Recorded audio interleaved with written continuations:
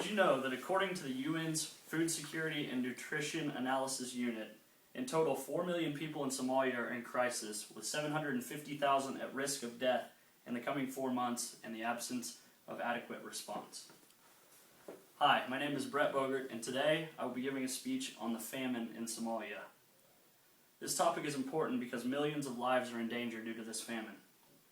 By researching this topic over the last few weeks in articles and on websites, I've come to realize how serious, how sad, and how dangerous this topic is. The main points I'll be discussing today are the causes of the famine in Somalia, the effect the famine is having, and what has to be done to end the famine and prevent it from happening again in the future.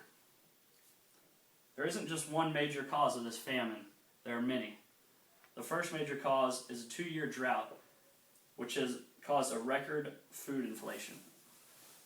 The drought has also killed many of the animals in this country, 90% of the animals in some areas. These animals many depend on for food and income. The third is the Somalian government cannot stop chronic poverty and have put no investment into social services or infrastructure for the country. This has led to devastating effects in Somalia. 750,000 people are at risk of death if drastic measures aren't taken immediately. 450,000 and rising children suffer from acute malnutrition, according to UNICEF.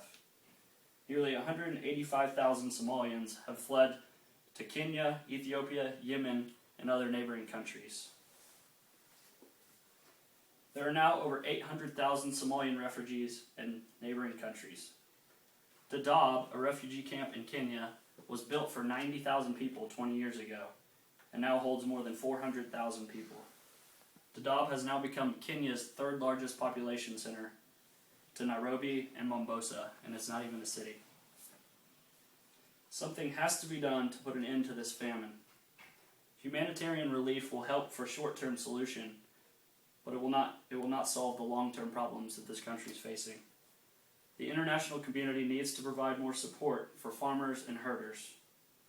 More physical infrastructure needs to help be provided, such as roads and communication services, to help get rid of the poverty. African governments need help ridding countries of conflict. They need help building secure, responsive, accountable, and transparent institutions that will be able to stop fundamental problems such as food production and access. In conclusion, Somalia is suffering one of the worst famines in more than 60 years, and something must be done to stop it and prevent it from returning in the future. There have been 5 large-scale food crises in Africa this century, at a time when famine has been eradicated from all other countries. This serves as a major wake-up call for the African countries, and something needs to be done to stop it. Thank you for your time.